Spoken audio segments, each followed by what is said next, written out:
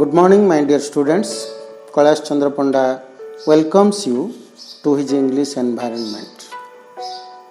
Today we shall discuss about a very important topic in grammar, that is your future time. We know, students, time has been categorized into three: present, past and future. But we do not have any independent forms of verb to express the future time. I have been asked many times by the students about how to express the future time. I will take an example, you can understand better. Suppose your father wants to meet your principal tomorrow. What do you suppose he will say? I will take 5 sentences. You have to guess which is correct one. I am going to meet your principal tomorrow. I am meeting your principal tomorrow. I will meet your principal tomorrow. I meet your principal tomorrow. And I am to meet your principal tomorrow. Can you guess, students? Which sentence is appropriate to express the idea of your father? Actually, all the sentences are applicable, but the situation differs from one to another. And these are the only 5 ways to express the future. Let us discuss one by one. The first sentence, I am going to meet your principal, will express the idea of your father. He just wants to express his intention. The construction of the sentence is be going to plus infinitive. Here infinitive means the root form of the verb. We use this construction for 2 cases: to talk about future intention or to make a prediction about future with present evidence. Let us first discuss about the intention.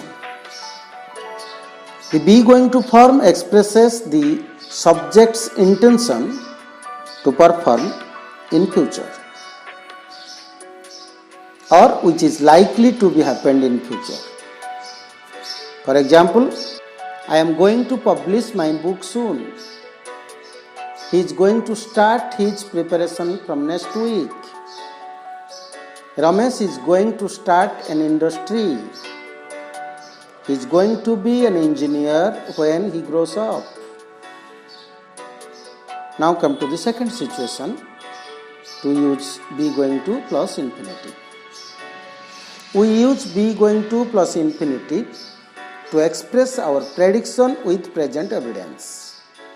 For example, the sky looks cloudy. It is going to rain. The cloudy sky is the evidence and the prediction is it is going to rain. Just like the sky is clear. The prediction will be it is going to be a sunny day. The evidence is the man is losing her balance, and the prediction will be he is going to fall. Ananya is not satisfied with her present job. The prediction will be she is going to leave the job. Now let's move to the second situation. I am meeting your principal tomorrow. After expressing his intention, your father rang to the principal and took his appointment. Now, the date and time has been fixed. The matter of talking has been fixed. Now, on this situation, he will say, I am meeting your principal. Here, we use the present progressive with a future meaning when an arrangement has been made and we have given the time and date in the sentence. For example, Mr. Mahapatra is visiting us tomorrow. We are playing football on Sunday. They are having a picnic on Sunday next. My sister is getting married next month. Now come to the third situation. I will meet your principal tomorrow. Generally, these sentences are used if the decision is taken at the spot. If you take an instant decision to perform in future, then we have to use will or shall for. Here the structure of the sentence is subject, then will or shall, then the infinitive but without to. Generally, in 4 situations we can use such structure. First is to express the instant decision of a person. For example, the phone is ringing. I will answer it. The brother says, I am not able to work out the sum. The sister takes the instant decision and says, don't worry, I will help you. Suppose Rama says, oh, I have left the door open. Syama takes the sudden decision and will say, I will go and shut it. Now come to the second situation. When we make a prediction about the future based on general belief, opinion or attitude, we generally use will or won't.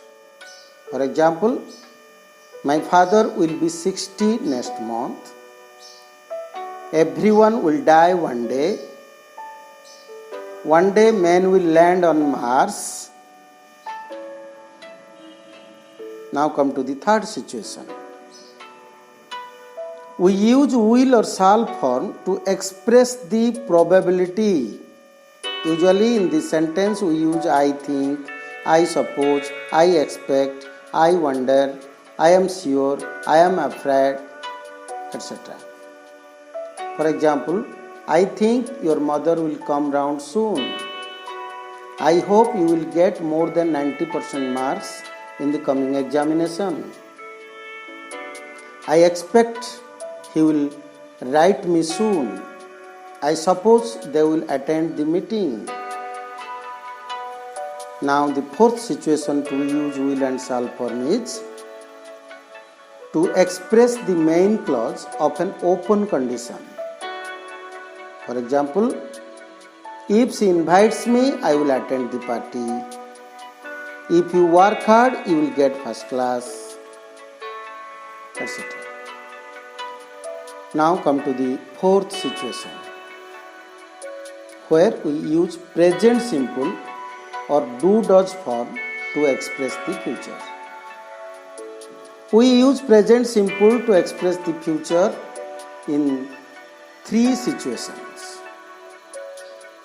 First is to express the official decision, that means the decision of the government, the decision of the court, the decision of the committee, etc. For example, our school reopens on 17th June. Our school remains closed tomorrow. The hearing of your case takes place on 10th August. Now come to the second situation. To express the timetable action of the future, we generally use present simple. For example, the match starts at 9 a.m. tomorrow. The school bell rings at 10 a.m. The Hirakhand Express leaves the station at 5 p.m. today. Now come to the third situation. To express the calendarial arrangement, we use will or shall from. For example, my birthday falls on Sunday next. The Ganesh Puja falls on 24th August this year. My father retires next month. It is also an official decision. Lastly, we use be to, that means is to or am to or are to talk about future facts in the future. It refers to an announcement by a powerful authority or an arrangement already made. For example, the Prime Minister is to visit America in November. We are to leave on Monday. There is to be a judicial inquiry into the police firing. So students, in this way, we discussed today about the future time. Next time I will come with a new topic. Till then, goodbye. Stay blessed.